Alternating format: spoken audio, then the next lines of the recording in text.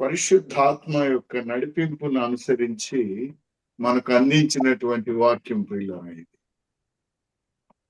3 మాటలు చెప్పాడు. ఏముండాలి మనలో? పరిశుద్ధాత్మక బలము,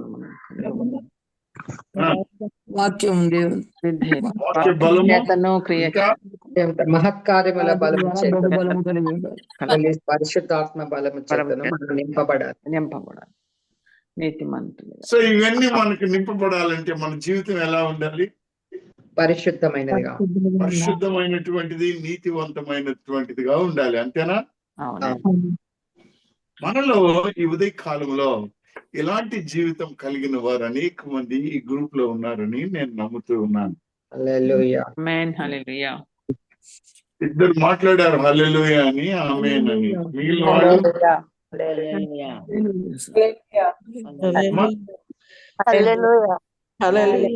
5 మంది 6 మంది ఏమ్మా, అందరం ఆ మాట చెబుదాం గట్టిగా, హల్లెలూయా.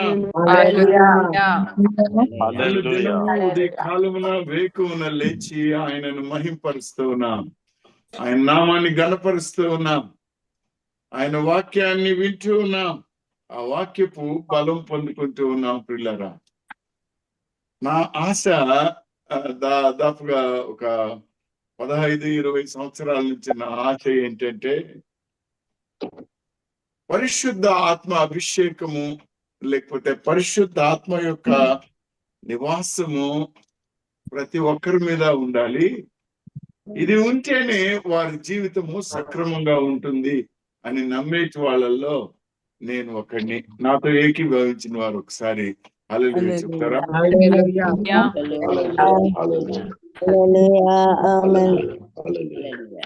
రెండవ మాట, ఈ ఆదివారాన్ని మనం ఏం దినమంటాం?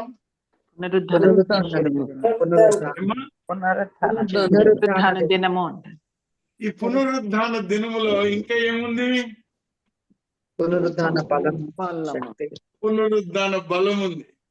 ఈ పునరుద్ధాన దినము, ఈ బలము కలుపుకొని మనం ఏమంటున్నాం? పరిశుద్ధ ఆదివారం అని పిలుస్తున్నాం. అవునా కాదా? అమ్మా, అవునండి. సరే, ఈ ఆదివారం రోజు ప్రత్యేకంగా, ఈ పరిశుద్ధ ఆదివారం రోజు, ఈ యొక్క పునరుద్ధాన దినమునందు దేవుడు ఎవరైతే నీతివంతమైన జీవితం ఉన్నదో, ఎవరైతే ఆయనను అనుకరించారో, ఆయన యందు విశ్వాసం ఉంచారో, వారి గురించి కొద్దిగా ధ్యానం చేసుకుందాం. దీనికి కారణం ఏంటంటే ప్రియులారా, అనేక సంవత్సరాలు నేను కూడా పరిశుద్ధాత్మ అభిషేకం నాకుందా లేదా అనేటువంటి ఒక పెద్ద అనుమానం ఉండేది. ఈ పరిశుద్ధాత్మ దేవుడు నాతో మాట్లాడతాడా? ఈ పరిశుద్ధాత్మ దేవుడు నాపై వెలుగు ప్రసారం చేస్తాడా? నాకు కాదేమోలే, నా జీవితానికి ఇది కుదరదేమోలే అనుకునేటువంటి వాడిని ప్రియులారా. కానీ నేను తెలుసుకున్న సత్యం ఏంటంటే, ఆయన నీకు దర్శనం ఇవ్వాలి అంటే, నీ వెలుగు, ఆయన వెలుగు నీ పైన కురవాలి అంటే, నీవు ఆ శక్తిని పొందుకోవాలంటే నీ జీవితం ఎలా ఉండాలి? పరిశుద్ధమైన జీవితం ఉండాలి. అప్పుడు నీ మనోనేత్రం తెరవబడుతుంది, వాక్యపు శక్తి నీకు వస్తుంది. వాళ్ళరా, ఒక్కసారి యేసుక్రీస్తు ప్రభు పునరుద్ధాన శక్తిని గురించి మనం ఇప్పుడే మాట్లాడుకున్నాం కదా, మాట్లాడామా లేదా? దాని గురించి కొన్ని మాటలు ఈ ఉదయ కాలంలో ధ్యానం చేసుకుందాం. మార్కు వ్రాసినటువంటి శుభవర్తమానం 16వ అధ్యాయం. ఏమ్మా? మార్కు వార్త 16వ అధ్యాయము 16వ అధ్యాయము 9వ వచనం చూడండి. ఆదివారము తెల్లవారినప్పుడు. ఎప్పుడమ్మా? ఆదివారం. ఆదివారం అంటే ఈ రోజు ఆదివారం.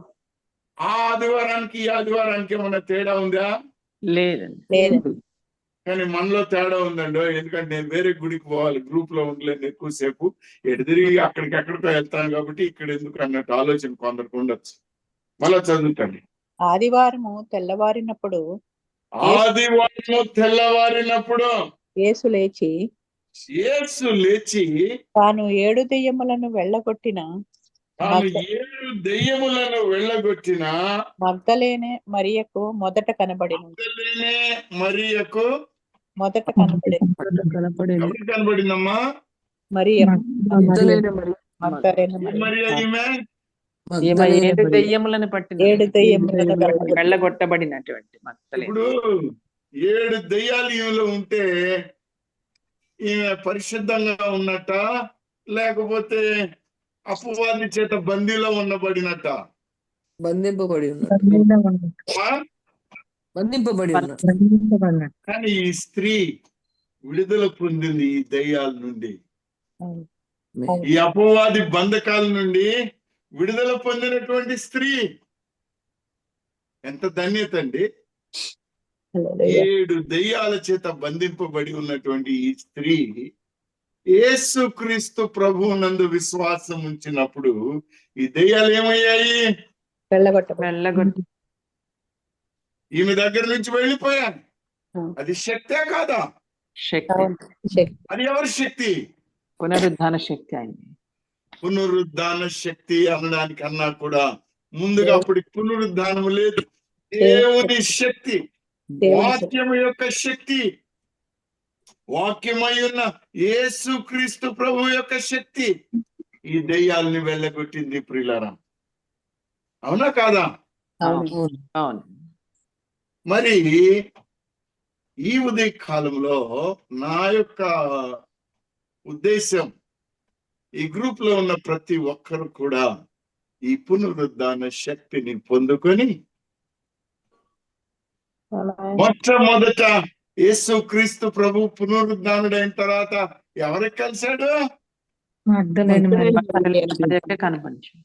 అంతకుముందు ఎవరికి కనబడలేదా?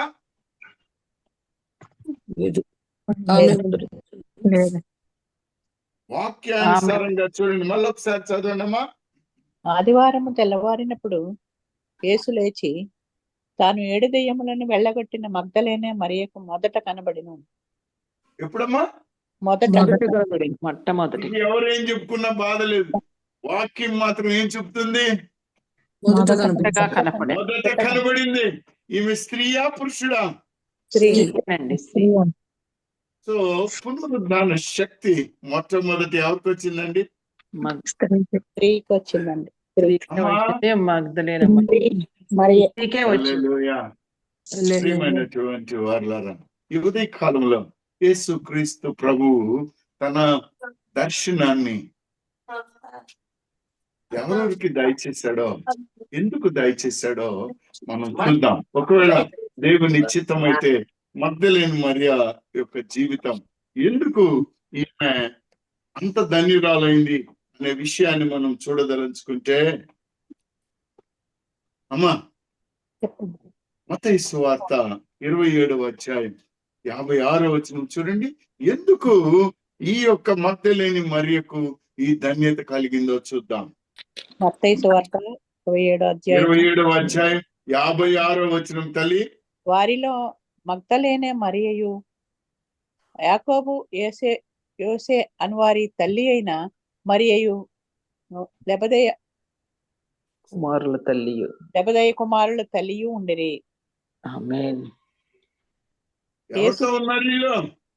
మగ్దలేనే మరియా, యాకోబు యోసే అని వారి తల్లి అయిన మరియయు జబదయ కుమారులై తల్లియు ఉండిరి. ఉండి ఏం చేశారు తల్లి? యేసు శిష్యుడిగా ఉన్న అరిమత్తయ్య యోసేపు అను ఒక ధనవంతుడు సాయంకాలం అయినప్పుడు వచ్చి పిలాతు వద్దకు వెళ్ళి యేసు దేహం ఆయన వెంబడించిన మనం దాటి వెళ్ళిపోతున్నాం. అనేక మంది స్త్రీలు అక్కడ దూరంలో చూస్తున్నారండి. స్త్రీలు అక్కడ ఉండి అక్కడ అనేకమైన దూరం నుండి స్త్రీలు. స్త్రీలు. దేవునికి స్తోత్రం ప్రియులారా. 55వ వచనం చూడండి. యేసునకు ఉపచారము చేయుచు గలిలయ నుండి ఆయనను హల్లెలూయా. యేసునకు ఉపచారము చేయొచ్చు. గలిలయ నుండి ఆయనను వెంబడించిన అనేక అనేక మంది మంది స్త్రీలు స్త్రీలు గలిలయ నుండి ఆయనను వెంబడించిన అనేక మంది స్త్రీలు వెంబడించారు. ఆయన వెంబడించారు, ఆయనకు పరిచర్య చేశారు, ఆయన పరిచారములో పాలిభాగస్తులయ్యారు. అనేక మంది స్త్రీలు. చాలు తల్లి. అమ్మా, నాకు ఇక్కడ హల్లెలూయా. స్త్రీల పురుషులు అనడం కన్నా కానీ దేవుని యొక్క పునరుద్ధాన దర్శనము పొందుకున్న మగ్దలేని మరియకు ఉన్నటువంటి ప్రథమ ఆధిక్యత ఏమిటి? అది నా యొక్క ప్రశ్న, లేకపోతే నా ధ్యానము. ఆమె ఏం చేసింది? యేసుని వెంబడించింది. వెంబడించింది. ఉపచారం చేస్తుంది. ఆయనకు ఉపచారం చేస్తూ ఉంది. ఆయన చేసిన పరిచర్యలో పాలిభాగస్తురాలై ఉన్నది. హల్లెలూయా. నీవు నేను కూడా ఈ ధన్యత కావాలి అని అంటే ఈ గుణాల్లో మనకు ఉండాలనా వద్దా? ఉండాలి. చాలండి. ఉండాలి. నా పాటికి నేనేదో కోటేసుకొని నల్ల కోటేసుకొని కోర్టులో ఉండి ఏదో వాదించుకుంటూ డబ్బులు వచ్చాయని జోబులో పెట్టుకొని ఏదో బైబిల్ పట్టుకొని 5 నిమిషాలు ప్రార్థనకు వచ్చానంటే కుదురుద్దా? లేదు. లేదండి. కుదురుద్దా? లేదు. ప్రియమైనటువంటి వారులారా, ప్రభువుని వెంబడించింది. ఇంకా మీరు గనుక గమనించినట్లయితే ఇదే అధ్యాయంలో 61వ వచనం చూడండి. మగ్దలేనే మరియయు వేరొక మరియయు అక్కడనే సమాధి ఎదురుగా కూర్చుండి ఉండిరి. హల్లెలూయా. హల్లెలూయా. ఏం చేస్తూ ఉంది? ఆయన చనిపోయినా గానీ సమాధికి ఎదురుగా ఎదురుగా సమాధికి ఎదురుగా ఎదురుగా కూర్చున్నది. కూర్చొని ఉంది. హల్లెలూయా. సమాధి ఎదుట కూర్చున్నది. ప్రియులారా, ఏడుస్తూ కూర్చుంది అని రాస్తారు ఇంకొందరు. ఏం చేస్తూ కూర్చున్నదమ్మా? మగ్దలేనే ఏడుస్తూ మరియ. కూర్చున్నది అని అంటారు. హల్లెలూయా. యోహాను సువార్త 20వ అధ్యాయం 11వ వచనం చూడండి. యోహాను సువార్త 20వ అధ్యాయము 11వ వచనం. 11వ వచనం. అయితే మరియా సమాధి బయట నిలిచి ఏడ్చుచుండెను. హల్లెలూయా. ఆమేన్. హల్లెలూయా. యేసుక్రీస్తు ప్రభువుని గురించి నువ్వు ఎప్పుడైనా ఏడ్చావా? ఆయన పరిచర్యను గురించి నువ్వు ఎప్పుడైనా కన్నీళ్లు పెట్టుకున్నావా? నా మాట అర్థమవుతుంది అనుకుంటాను నేను, ప్రియులారా. హల్లెలూయా. అర్థమవుతుంది. నువ్వు ఎప్పుడైనా ఏడ్చావా? సమాధి యొద్దకు వచ్చిందామె.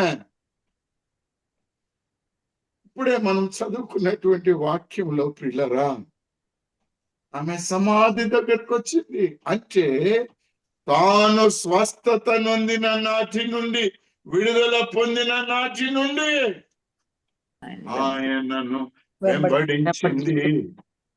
ఆయనకు విధేయత చూపించింది.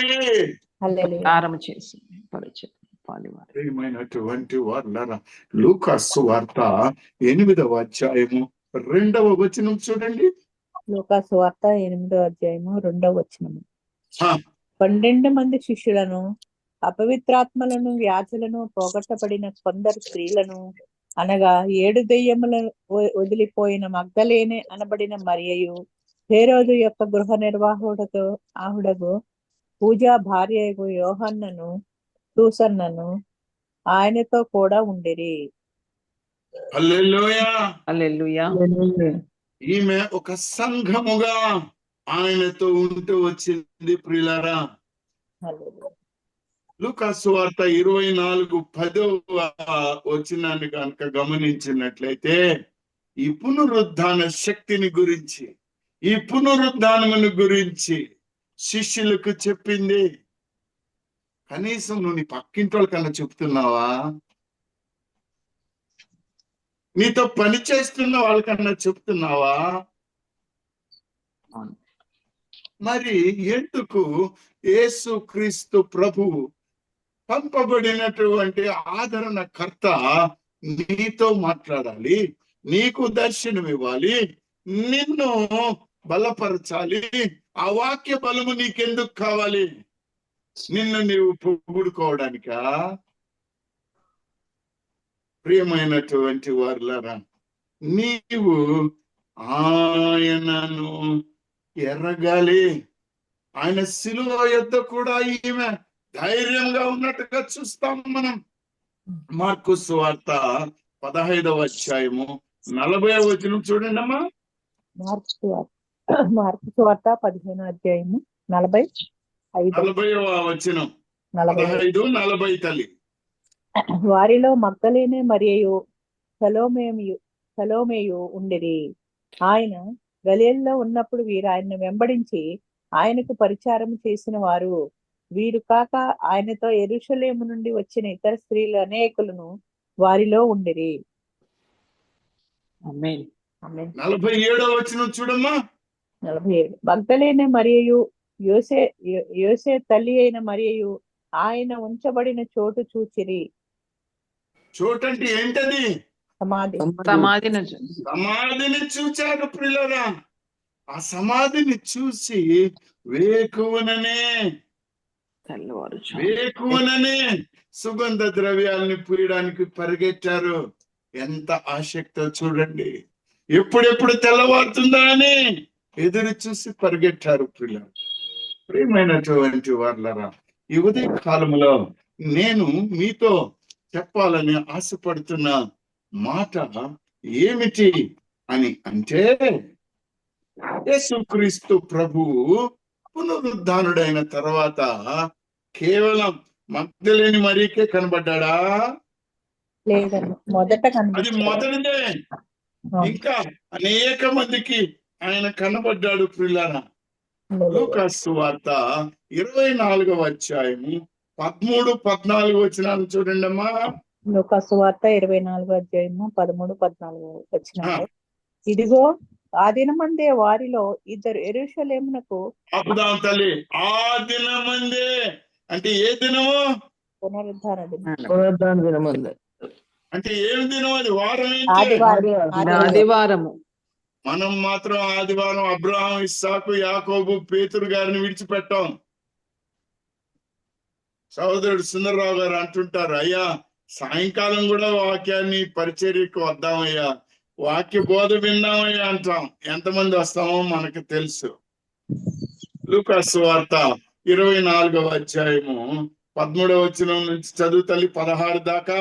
ఇదిగో ఆ దినమందే వారిలో ఇద్దరు యెరూషలేమునకు ఆమడ దూరమున ఉన్న ఎమ్మై అను గ్రామమునకు వెళ్ళుచు జరిగిన సంగతులన్నిటినీ గూర్చి ఒకరితో ఒకరు సంభాషించుచుండిరి. వారు సంభాషించుచు ఆలోచించుకొనుచుండగా యేసు తానే దగ్గరికి వచ్చి వారితో కూడా నడిచెను. ఎప్పుడైతే ఆయనను గురించి, ఆయన వాక్యమును గురించి మనము ధ్యానము చేస్తుంటామో, ఎక్కడైతే నా నామమున 2-3 కూడి ఉంటారో అక్కడ నేను ఉంటాను అన్నారు. అవునా కాదా? అవునండి. మనం కూడుకున్నప్పుడు మన పనులు చాలా ఇంపార్టెంట్. లేట్ అయిపోద్ది. వంట కావాలా, ఇంకొకటి కావాలా, గుడికి వచ్చిన తర్వాత ఫోన్లు తిప్పుతుండాలి. ప్రియమైన వారులారా, దేవుని యొక్క దర్శనం, పరిశుద్ధాత్మ యొక్క నడిపింపు నీ జీవితంలో కావాలంటే ఈ మగ్దలేని మరియ జీవితము మనకు చాలా ప్రాముఖ్యమైనటువంటిది. ఆమె ఎవరు అనే దానికన్నా కానీ ఆమె ఏ విధముగా ప్రభువుని వెంబడించిందో, పరిచర్యలో పాలిభాగస్తురాలైందో, ఈ పునరుద్ధానమును గురించి శిష్యులకు తెలియపరిచిందో, ఇతరులకు తెలియపరిచిందో, ఈ పునరుద్ధానమును గురించి నీవు నేను ఏం చేస్తున్నామో చాలా ప్రముఖమైనటువంటిది పిల్లరా. యేసు తానే దగ్గరికి వచ్చి వారితో కూడా నడిచెను. అయితే వారు ఆయనను గుర్తు పట్టలేకుండా వారి కన్నులు మూయబడెను. తల్లి, వారి కన్నులు ఏమయ్యాయి? మూయబడింది. ఎవరైతే ఈ ఉదయ కాలంలో నేను చెప్తూ ఉన్నాను, ఎవరైతే నాకు పరిశుద్ధాత్మ వెలుగు కనబడడం లేదో, లేకపోతే ఆయన స్వరం విని రావలేదో, నేను చూడలేదు అని బాధపడుతూ ఉన్నారో, ప్రియులారా మీ కన్నులు మూయబడ్డాయేమో, మీరు ఆయనను గుర్తుపట్టలేదేమో. ఈ వాక్యానుసారంగా నేను మీకు ఒక మాటను తెలియపరుస్తున్నాను. ఆయన ఉన్నాడు. అసలు ఆయన మన మధ్యకి రావడం ఏంటండి? మన మధ్యకి ఆయన రావడం ఏమిటి? కానీ దౌర్భాగ్యము, ఆయనను నీవు నేను గుర్తుపట్టలేకుండా పోవడం ఏంటి? కన్నులు మూయబడడం ఏమిటి? ఆలోచించుకోవాలి ప్రియులారా. ఈయన చనిపోయి పునరుద్ధానుడు అయిన తర్వాత ఏమిటి, ఒక బొమ్మగా కనబడ్డా? లేదండి, సజీవంగా మాట్లాడా? సజీవంగా మాట్లాడా లేదా? మాట్లాడారు. నోరుందా ఈయనకి? ఉన్నది. ఉంది. నాలుగుందా? ఉంది.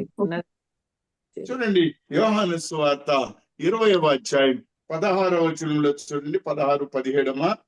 యేసు ఆమెను చూచి మరియా యేసు ఆమెను చూచి మరియా అని పిలిచెను. అంటే ఈయనకి పేరు తెలుసా? తెలుసు. తెలుసండి.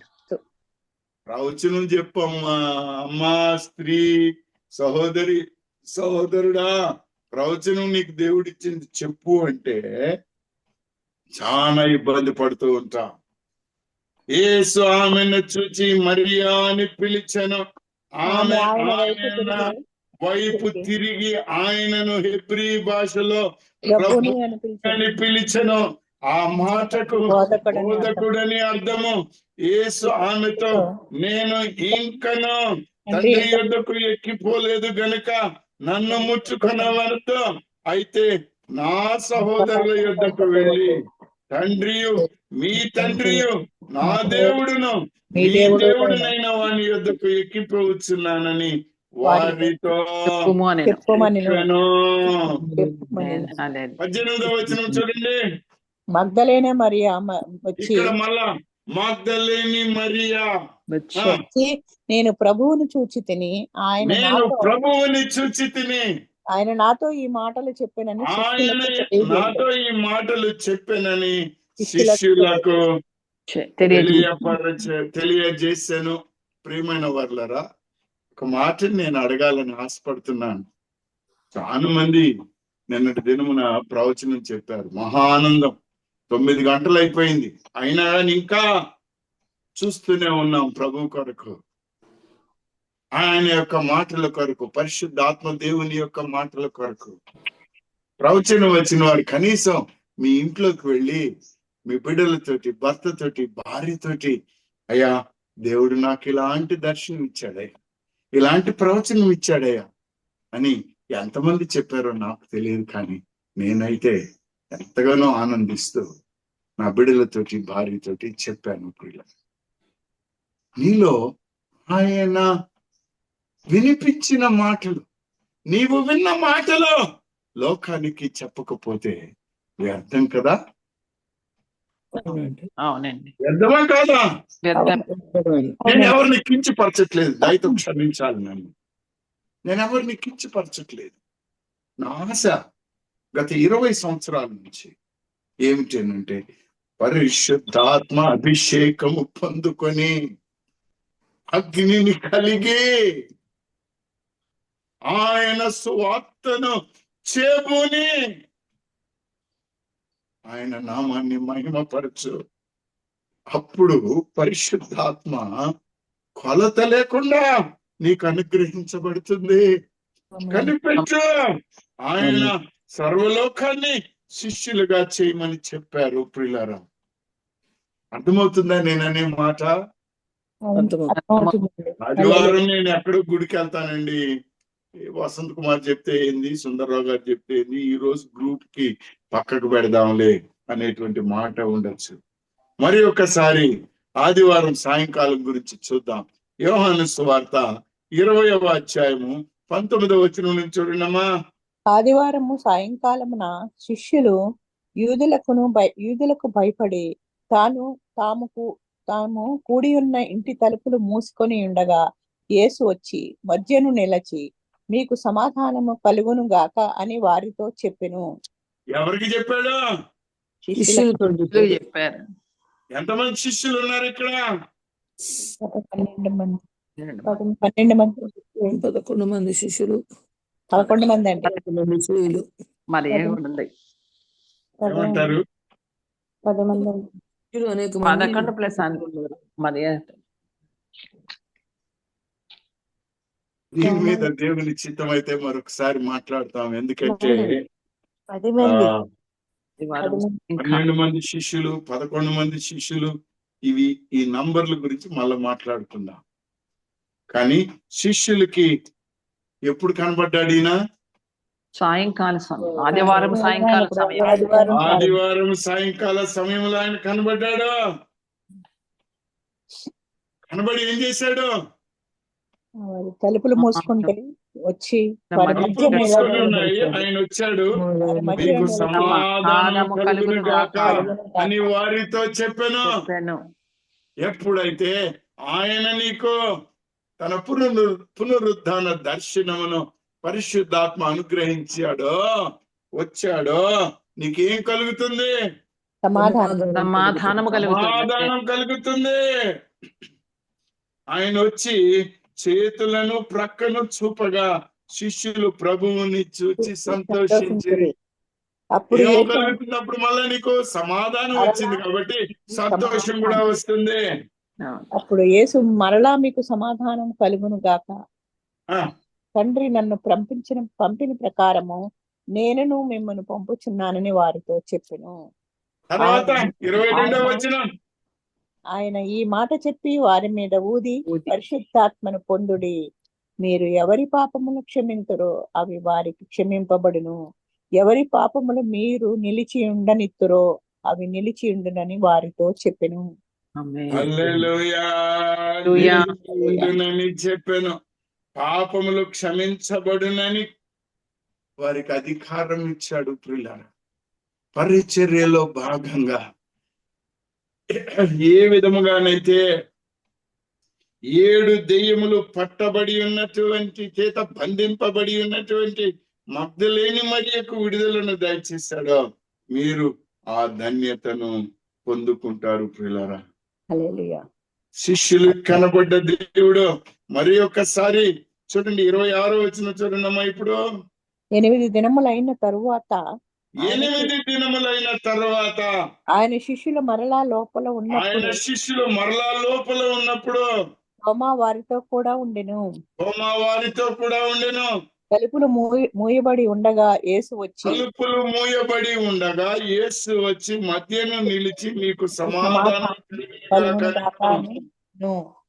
తర్వాత తోమాను చూచి వ్రేలు ఇటు చాచి నా చేతులు చూడుమని నీ చెయ్యి చాచి నా ప్రక్కలో ఉంచి అవిశ్వాసివి కాక విశ్వాసి వై ఉండమనెను. 29వ వచనం చూడండమ్మా. అందుకు తోమా ఆయనతో నా ప్రభువా నా దేవా అనెను. యేసు నీవు నన్ను చూచి నమ్మితివి, చూడక నమ్మిన వారు ధన్యులని అతనితో చెప్పెను. అమ్మా, యేసు క్రీస్తు పునరుద్ధానమును, ఆయన శక్తిని, ఆయన దర్శనాన్ని నీవు నమ్ముతున్నావా లేదా? నమ్ముతున్నామండి. నమ్ముతున్నావా? కాబట్టి నీవు ఆయన కొరకు కనిపెట్టు. ఆయన కొరకు కనిపెట్టినట్లయితే ఆయన దర్శనాన్ని నువ్వు చూస్తావు. పిల్లరా, మత్తయి సువార్త 28వ అధ్యాయంలో కనుక గమనిస్తే మరి ఒకసారి ఆయన దర్శనమిచ్చి ఏం చెప్తున్నాడో చూడండి. 28వ అధ్యాయము 16వ వచనం నుంచి చూడమ్మా.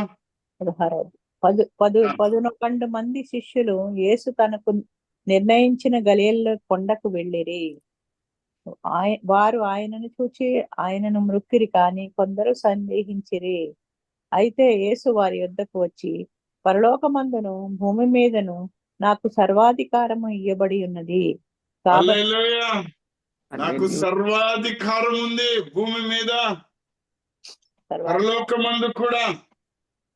సర్వాధికారాన్ని మీకు ఇచ్చాను. ఇందాక చదివారు కదా మీరు, వాక్యము చదివితే బలము. బలమని, ఇదే బలము, ఆయన మనకిచ్చిన బలము. ప్రియమైనటువంటి వారులారా, ఏం చెప్పాడు చూడండి వాళ్ళకి. కాబట్టి మీరు వెళ్ళి సమస్త జనులను శిష్యులుగా చేయుడి. తండ్రి యొక్క ప్రవచనం, నిన్నటి దినమున ప్రవచనం, అనేక మంది ఈ గ్రూప్ లో నుండి ఆయన పరిచారకులుగా బయలుదేరతారు అని అన్నారు. అనేక మంది పరిచారకులుగా బయలుదేరతారు అని అన్నారు. ప్రియమైన వారులారా, సమయాతీతం అవుతుంది కనుక మనము సమస్త జనులను శిష్యులుగా చేయాలి. అదే మన బాధ్యత. నేను మహానందంతో ఉంటాను, ఎందుకంటే సుందర్రావు గారు ఈ యొక్క పని మీదనే వాక్యాన్ని రాసుకోండి, వాక్యాన్ని ఇంటికి వెళ్ళినాక ధ్యానం చేయండి అని ఆయన చెప్పడమే కాకుండా అలా చెప్పగలిగినటువంటి దైవ సేవకుల్ని తీసుకొని వచ్చి వాక్యములో ఉందా లేదా అని మరలా మనల్ని అడుగుతూ ఉంటాడు. నిజమేనా? అవునా కాదా? ఇక్కడ ఏమన్నా కథలు ఉన్నాయా? ఉన్నాయా? లేవండి. వాక్యమేనా ఉన్నది? వాక్యమే. ప్రియమైనటువంటి వారలారా, కొరింథీయులకు రాసిన మొదటి పత్రిక 15వ అధ్యాయం 3, 4, 5 వచనాలు చూడండి ఒకసారి. మొదటి కొరింథీ పత్రిక 15వ అధ్యాయము 3, 4. నాకు ఇయ్యబడిన ఉపదేశమును మొదట మీకు అప్పగించితిని. నాకు ఇయ్యబడిన ఉపదేశమును మొదట మీకు అప్పగించితిని. అదేమనగా, లేఖనముల ప్రకారము క్రీస్తు మన పాపముల నిమిత్తము మృతి పొందెను, సమాధి చేయబడెను. లేఖనముల ప్రకారము మూడవ దినమున లేపబడెను. ఆయన కేఫాయి లేఖనముల ప్రకారము 3వ దినమందున లేపబడెను. ప్రియమైనటువంటి వారలారా, ఈ శుభవర్తమానము మనకు అప్పగించబడి ఉన్నదని తెలుసుకోవాలి. ఈ శుభవర్తమానము మనకు అప్పగించబడి ఉన్నదని తెలుసుకోవాలి. ఇంకా చూడు తల్లి, ఆయన కేఫాయిను తరువాత 12 కనపడెను. అటు పిమ్మట 500కు ఎక్కువైన సహోదరులకు ఒక్క సమయంలో అటు పిమ్మట 500కి ఎక్కువైన సహోదరులకు ఒక్క సమయం ముందే కనబడెను. ఒక్క సమయంలోనే కనబడెను. వీరిలో అనేకులు ఇప్పటి వరకు నిలిచి ఉన్నారు. ఇక్కడ నాకు ప్రముఖమైన మాట ఇంకొకటి ఉంది తల్లి. 8వ వచనం చూడండి. అందరికీ కడపట అకాల మందు పుట్టినట్టున్న నాకును కనపడెను. ఏంటి లాస్ట్ మాట? నాకును కనపడెను. మళ్ళా లాస్ట్ మాట, నాకును కనపడెను. ప్రియమైన వారలారా, మగ్దలేని మరియకు కనబడిన యేసు క్రీస్తు పునరుద్ధాన బలము, శక్తి, దర్శనము నాకును కనపడెను. ఆమేన్. హల్లెలూయా. ఆమేన్. ఆమేన్. అమ్మ, నీకు కనబడిందా లేదా? నాకును కనపడింది. హల్లెలూయా. హల్లెలూయా. కనబడిన వాళ్ళు ఎంతమంది ఉన్నారు? హల్లెలూయా చెప్పండి. కనబడాలని ఆశపడుతున్న వాళ్ళు ఎంతమంది ఉన్నారు? హల్లెలూయా చెప్పండి. హల్లెలూయా. దర్శనము నీకు కనబడాలి అంటే నీలో పరిశుద్ధత ఉండాలి, నీలో నీతి ఉండాలి, నీవు ఆయనను వెంబడించే దానివై ఉండాలి, వెంబడించేవాడివై ఉండాలి. నీవు స్త్రీవా పురుషుడువా ఆయనకు అక్కర్లేదు, ఆయన చిత్తమును నెరవేర్చే బిడ్డవై ఉండాలి. ప్రియులారా,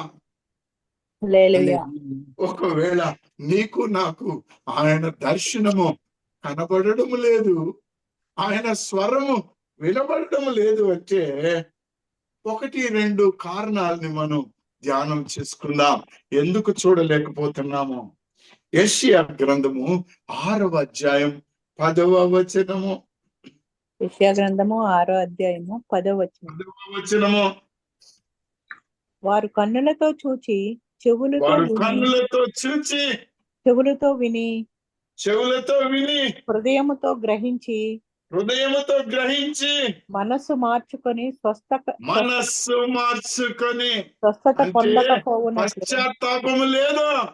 మనస్సు మార్చుకొని స్వస్థత పొందకపోవునట్లు ఈ జనుల హృదయము క్రొవ్వు చేసి వారి చెవులు మందపరిచి వారి కన్నులు మూయించుమని చెప్పాను.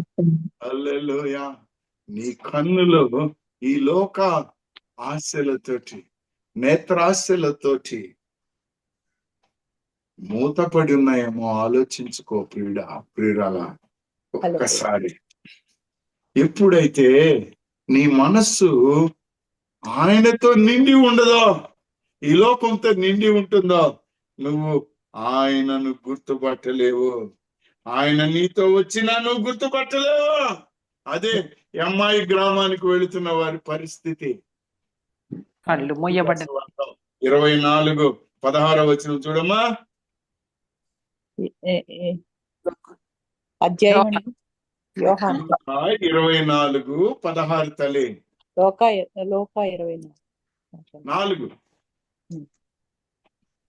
అయితే వారు ఆయనను గుర్తుపట్టలేకుండా వారి కన్నులు మూయబడెను.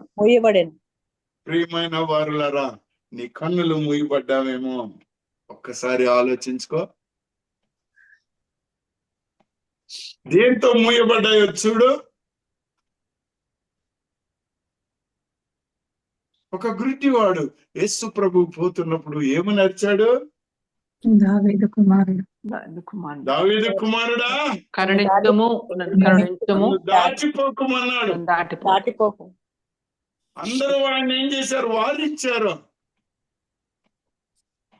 కానీ ఆయన మాత్రం ఆపలేదు. చక్కనైనటువంటి పాట కూడా ఉంది. దావీదు కుమారుడా నన్ను దాటిపోకయ్యా, నజరేతు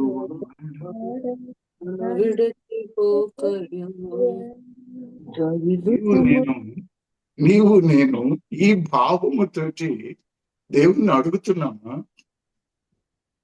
సోదరుడు సుందరరావు గారు, నేను మరలా చెప్తున్నాను అనకపోతే, ప్రభువా నీ పాదాలు పట్టుకొని ఉన్నానయ్యా, నేను విడువనయ్యా నీ పాదాలు.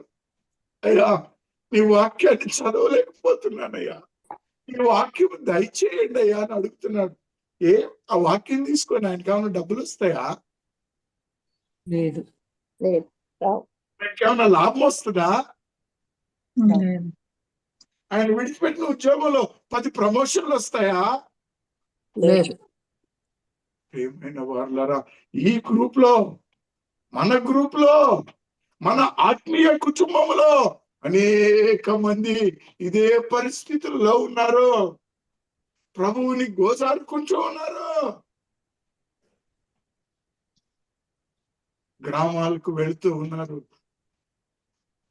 అన్ని జనాంగముల దగ్గరికి వెళ్ళి అద్భుతాలు చేస్తూ ఉన్నారు. రక్షణ సువార్తను అందిస్తున్నారు. ఆ ధన్యత నీకు కలగాలి అంటే నువ్వు నీ కన్నులను తెరుచుకోవాలి, వాక్యాన్ని నీ హృదయంలో నింపుకోవాలి. జాగ్రత్తగా నీవు ఆలోచించుకోవాలి ప్రియులారా. మొట్టమొదటి కారణం కన్నులు మూయబడి ఉన్నాయి. ఏమ్మా? కన్నులు మూయబడి. ప్రియమైనటువంటి వారులారా, రెండవ మాట లూకా సువార్త 24వ అధ్యాయం 5వ వచనం చూడండి. వారు భయపడి ముఖములను నేల, వీరు సజీవుడైన వారిని మీరెందుకు మృతులలో వెతుకుచున్నారు? ఎక్కడ ఎతుకుతున్నారమ్మా వీళ్ళు? దేవుణ్ణి మృతులలో ఎతుకుతూ ఉన్నారు. నువ్వు కూడా ఆ మృతుల్లో ఎతుకుతున్నావా యేసయ్యని? లేదు. లేదు. సజీవుడైన యేసు. ప్రియమైన వాళ్ళారా, పాపం వలన వచ్చే జీతము మరణము. మరణం. సో పాపంలోనే ఉండి మనం యేసయ్యని ఎత్తుకుతుంటే ఎక్కడ ఎత్తుకుతున్నాం? మృతులలో నేను ఒక పశ్చాత్తాపంతో కూడుకున్నటువంటి వీడిని గురించి చెప్పాలి ప్రియులారా. ఒక్క సెకండ్ చాలు. ఎవరో ఒక ఇద్దరు యవనస్తులు కొట్లాడుకొని నా దగ్గరకు వచ్చారు. ఏమిటయ్యా, క్షమించాలి, ఒక్క నిమిషం వాక్యం నుంచి ప్రక్కకు వస్తున్నాను. ఏంటయ్యా అని అడిగితే, అయ్యా ఆ మీద పంజగుట్ట పోలీస్ స్టేషన్ లో ఒక కేసు పెట్టాడింది ఒక అమ్మాయి. ఆ అమ్మాయి నాతోటి ఉంటూనే, నా డబ్బులు తింటూనే నా మీద కేసు పెట్టింది, పోలీసు వాళ్ళు నన్ను ఏదో చేస్తున్నారని వచ్చాడు. నోరు జారి ఒక మాట అడిగాను, అయ్యా ఆ అమ్మాయికి నీకు అక్రమ సంబంధం ఏమన్నా ఉందా? ఉంది సార్ అన్నాడు. నీ దగ్గర ఏమన్నా సాక్ష్యాలు ఉన్నాయని. ఉన్నాయి సార్ అని ఆయన గారి సెల్ ఫోన్ తెరిచి నా చేతికి ఇచ్చాడు. అది చూస్తే ప్రియులారా, ఒక్క 4-5 సెకండ్లు చూసినాక ఆ ఫోన్ ఆయనకి ఇచ్చేసి, బాబు నీ కేసు నేను చేయలేనని పంపించేశాను. ప్రియులారా, ఆ ఒక్క సెకండ్ లో నేను చూసినటువంటి ఆ దృశ్యాలు, ఆ భూతు విషయాలు నన్ను కలత పెట్టేశాయి. రాత్రంతా నా వల్ల కాలేదు, పొద్దున్నే నా వల్ల కాలేదు, క్షమాపణ అడుగుతూనే ఉన్నాను.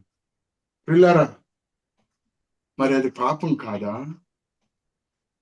కంటితో చూశాను నేను. కాబట్టి నీ దైనందిన దినములలో ప్రతి పనిలో నీవు మరణించిన యేసుని ఎత్తుకుతూ ఉన్నావా? మరణములలో, పాపములలో, పాపపు జీవితములో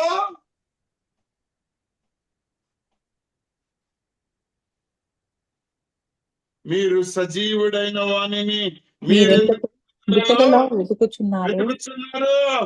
ఈయన ఇక్కడ లేడు, ఆయన లేచి ఉన్నాడు. హల్లెలూయా. ప్రియమైన వారులారా, ఆయన లేచిన విధానంగానే ఆయన ఆత్మ మీలో నివాసం ఉన్నట్లయితే మిమ్మల్ని కూడా పునరుద్ధానం చేసిందని గుర్తెరగండి. మిమ్మల్ని కూడా పునరుద్ధానం చేసిందని ఎరగండి ప్రియులారా. ఎందుకంటే ఆయన చక్కగా ఒక మాట వాగ్దానం మనకిచ్చి ఉన్నాడు. యోహాను సువార్త 11వ అధ్యాయం 25-26 వచనాలను చూడండి. మా సమయం అవుతుంది తల్లి. యోహాను సువార్త 11వ అధ్యాయం 25-26. 25-26. అందుకు యేసు పునరుద్ధానమును జీవమును నేనే. నా యందు విశ్వాసముంచువాడు చనిపోయినను బ్రతుకును. ప్రియమైన వారులారా, గమనించండి, పునరుద్ధానమును జీవమును నేనే. ఆయన యందు విశ్వాసం ఉంచువాడు చనిపోయినను బ్రతుకును. పాపములో మరణించినటువంటి నేను ఆయన దర్శనమును పొందుకొని ఆయన వాక్యమందు విశ్వాసం ఉంచి ఏమయ్యాను? బ్రతికాను.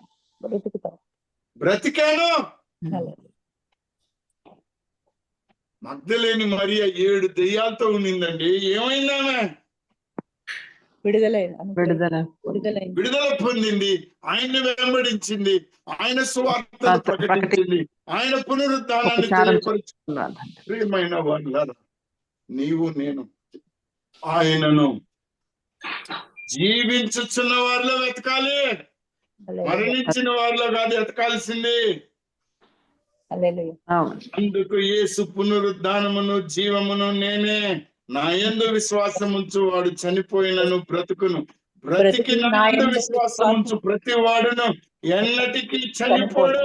ఈ మాట నమ్ముచున్నావా అని ఆమెను అడిగాను. ఆమె అవును ప్రభువా, నీవు లోకమునకు కుమారుడు అయిన క్రీస్తు అని నమ్ముచున్నానని ఆయనతో చెప్పెను. ప్రియమైన వాళ్ళారా, కొరింథీ పత్రికలో మొదటి పత్రికలో 15వ అధ్యాయంలో 1వ వచనం 2వ వచనాలు చూస్తే, మరియు సహోదరులారా, నేను మీకు ప్రకటించిన సువార్తను మీకు తెలియజేయుచున్నాను, మీరు దానిని అంగీకరించిదిరి, దాని అందే నిలిచి ఉన్నారు. మీ విశ్వాసం వ్యర్థమైతే గాని నేను ఏ ఉపదేశ రూపకముగా సువార్త మీకు ప్రకటించుతున్నో ఆ ఉపదేశమును మీరు గట్టిగా పట్టుకొని ఉన్న ఎడల ఆ సువార్త వలన మీరు రక్షణ పొందువారై ఉందురు. హల్లెలూయా. హల్లెలూయా.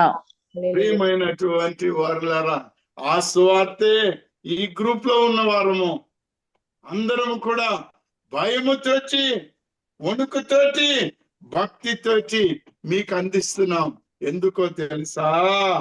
దేవుడు లోకమును ఎంతో ప్రేమించాడు, ఆయన తన అద్వితీయ కుమారునిగా పుట్టిన వాని యందు విశ్వాసముంచు ప్రతి వాడును నశింపక నిత్య జీవం పొందినట్లుగా ఆయనను మనకు అనుగ్రహించాడు. ప్రియులారా, మనకు రక్షణ ఇవ్వడమే కాదు, మనకు ఒక నిరీక్షణ కూడా ఇచ్చిన్నాడు ఆయన. ఆ గొప్ప నిరీక్షణ ఇదే అధ్యాయంలో 15వ వచనంలో, అధ్యాయంలో 20వ వచనం చూడండి అమ్మా. 20వ వచనం. ఇప్పుడైతే నిద్రించిన వారిలో ప్రథమ ఫలముగా క్రీస్తు మృతుల్లో నుండి లేపబడి ఉన్నాడు. మనుష్యుని ద్వారా మరణము వచ్చెను కనుక మనుష్యుని ద్వారానే మృతుల పునరుద్ధానమును కలిగెను. ఆదామునందు అందరూ ఎలాగూ మృతి పొందుచున్నారో అలాగుననే క్రీస్తునందు అందరూ బ్రతికింపబడుదురు. హల్లెలూయా. వాడును 24వ వచనం చదవమ్మా, సమయం అయిపోతుంది నాకు. అటు తర్వాత ఆయన సమస్తమైన ఆధిపత్యమును సమస్తమైన అధికారమును బలమును కొట్టివేసి తన తండ్రి అయిన దేవునికి రాజ్యము అప్పగించును. అప్పుడు అంతము వచ్చును. హల్లెలూయా. ఆ రాజ్యంలో మనం పాలి భాగస్థులము. మరణానికి మన మీద అధికారం లేదు. మాట అర్థమవుతుందా తల్లి? అర్థమవుతుంది. సమస్తమైన ఆధిపత్యము, సమస్తమైన అధికారము, బలమును కొట్టివేశాడు. అపవాది చేతిలో నుండి మగ్దలేని మరియని ఏ విధంగా అయితే విడుదల చేశాడో నన్ను విడుదల చేశాడని నీవు గుర్తిస్తున్నావా? నువ్వు ఎరిగావా లేదా? ఇంకా కావాలి అంటే అమ్మా, ఇంకా కావాలి అని అంటే రోమీయులకు రాసిన పత్రిక 6వ అధ్యాయం 9వ వచనం చూడండి తల్లి. రోమీయులకు రాసిన పత్రిక 6వ అధ్యాయం 9వ వచనం. మనము క్రీస్తుతో కూడా చనిపోయిన ఎడల మృతుల నుండి లేచిన క్రీస్తు ఇకను చనిపోడనియు మరణమునకు ఇకను ఆయన మీద ప్రభుత్వము లేదనియు ఎరిగి ఆయనతో కూడా జీవించుదమని నమ్ముచున్నాము. జీవిస్తున్నామండి క్రీస్తుతో కూడా. ఎవరైనా పునరుద్ధానుడైన ఎవరైనా మనకు సమాధానం ఇచ్చిన దేవుడు, ఎవరైనా మనకు శాంతినిచ్చిన దేవుడు, ఎవరైనా మన పాపముల కొరకు చనిపోయిన దేవుడు, ఎవరైనా మనకు ఒక నిరీక్షణ ఇచ్చిన దేవుడు రానయ్యున్నాడు.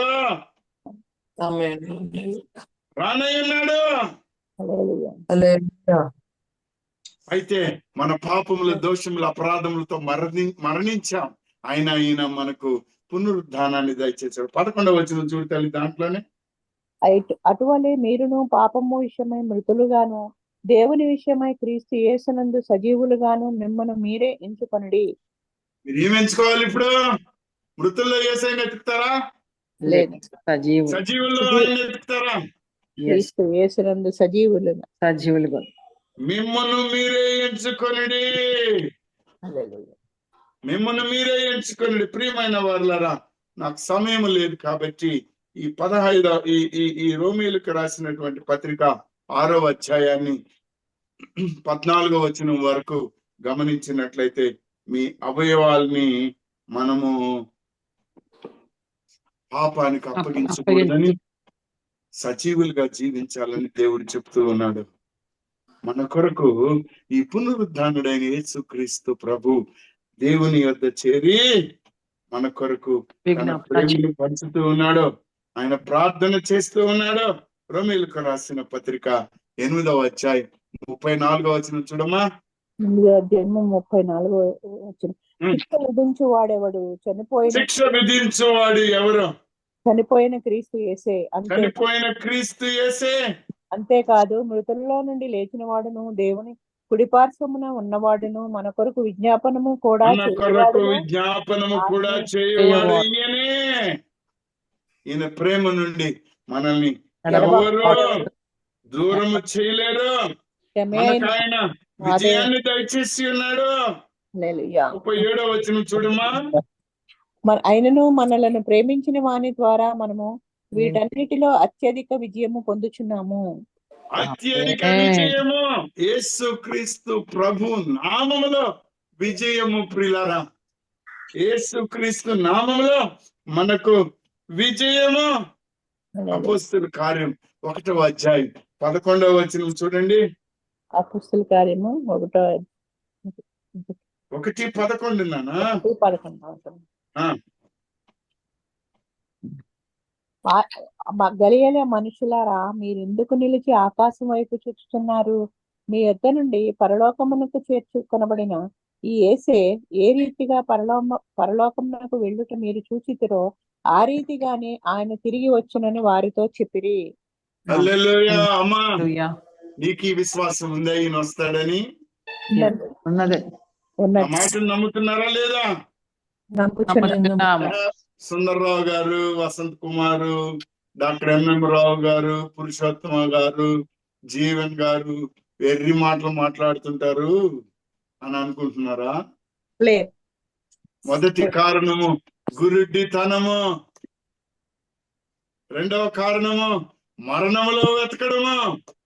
మూడవ కారణము మరణములో వెతికితే కాదండి. We should search the life among the life. సజీవుడైన యేసుని ఎతకాలి మనము. ఇది ఎతకాలంటే ఈ వాక్యాన్ని మనము విశ్వసించాలి. ఈ వెర్రి మాటలు అనుకోకూడదు. లూకాసు సువార్త 24వ అధ్యాయం 11వ వచనం చూడండి. లూకాసు సువార్త 24వ అధ్యాయం 11వ వచనం. అయితే వారి మాటలు దృష్టికి వెర్రి మాటలుగా కనబడెను కనుక నా మాటలు మీకు వెర్రిగా కనబడుతుంటే క్షమించాలి. నన్ను ఇది సత్యం అండి బాబు. నేను ఇంతకాలం నమ్మకుండా నా సమయాన్ని వృధా చేసుకున్నాను. మీరు చేసుకోవద్దు. నమ్మండి. వెర్రి మాటలు అనుకోవద్దు. రెండో రాకడ త్వరగా వస్తుందంటే వస్తుంది. దేవుని రాజ్యం మీ మధ్యలో ఉందండి, మీ మధ్యలో ఉంది. ఈ వాక్యము సర్వసత్యము. యేసు క్రీస్తు ప్రభువు రానై ఉన్నాడు. మనం ఆయనతో లేపబడబోతున్నాం ప్రియులారా. మార్కు సువార్త 16వ అధ్యాయం 11వ వచనం చూడండి. మార్కు సువార్త 16వ అధ్యాయం 11వ వచనం. ఆయన బ్రతికి ఉన్నాడనియు ఆమెకు కనబడిననియు వారు విని నమ్మకపోయిరి. హల్లెలూయా. యోబు గ్రంథము 9:16 చూడండి. యోబు గ్రంథము 9:16.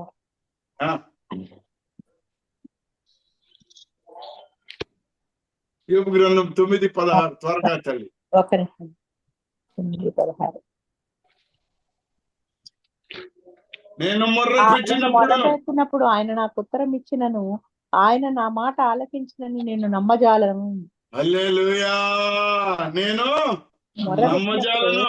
వెర్రి మాటలు అనుకుంటాం, నమ్ము. ఎంత దౌర్భాగ్యం అండి. ఆదికాండము 19వ అధ్యాయం 14వ వచనం చూడండి. ఆదికాండము 19వ అధ్యాయం 14వ వచనం.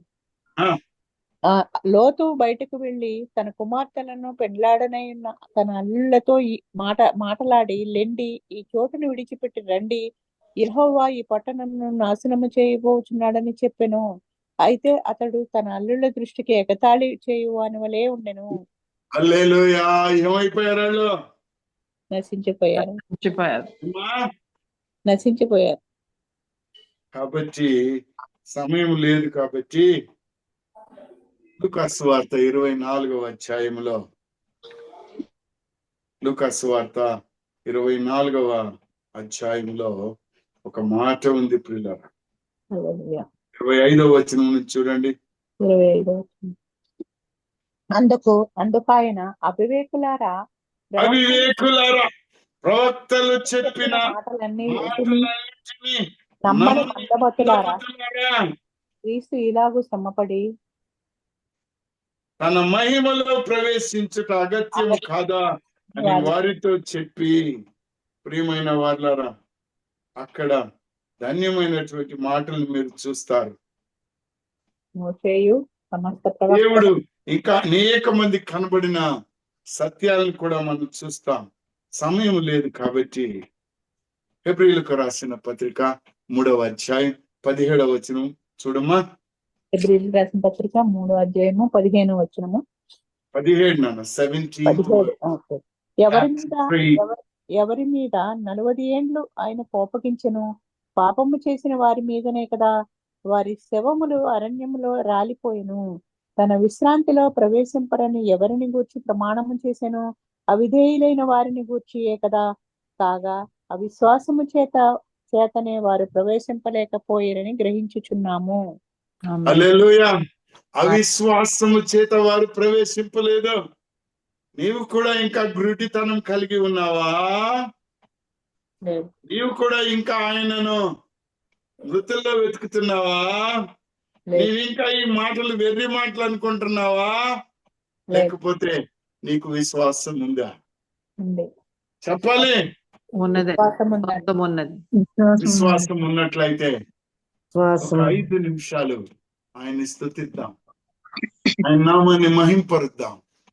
ఆయన మనతో ఇప్పుడు తన యొక్క ఆత్మ, పరిశుద్ధాత్మ, ఆదరణకర్త, మనకు పంపబడినటువంటి ఆ ఆదరణకర్త మనకు తన దర్శనాన్ని దయచేస్తాడు. 5 నిమిషాలు ఆయనని మహింపరుస్తాం. ప్రారంభించండి.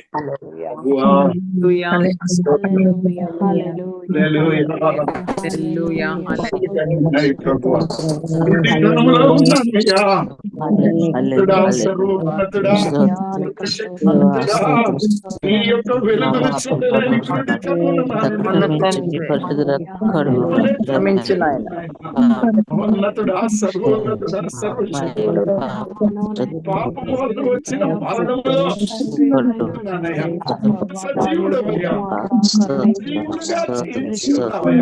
నాకు జీవనిచ్చావయ్యా, శక్తినిచ్చావయ్యా.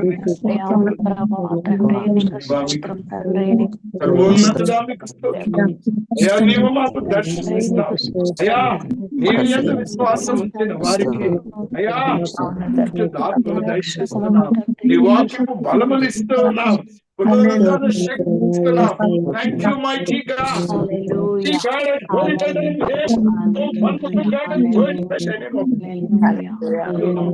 ప్రభావాన్ని వెలుగులని బిడ్డలపై కుమ్మరిస్తున్నావు.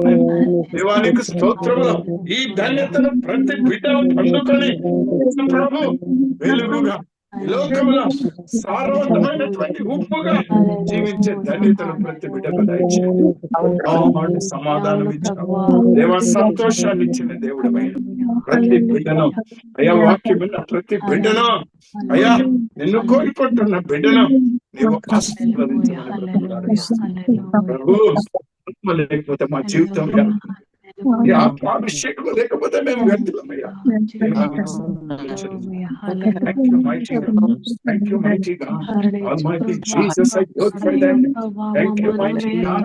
Thank you, mighty God. Thank you. Thank you, Lord. Thank you, Lord. Thank you, Lord. Glory Almighty. Glory Almighty. Glory Almighty. Glory Almighty. Thank you. Thank you.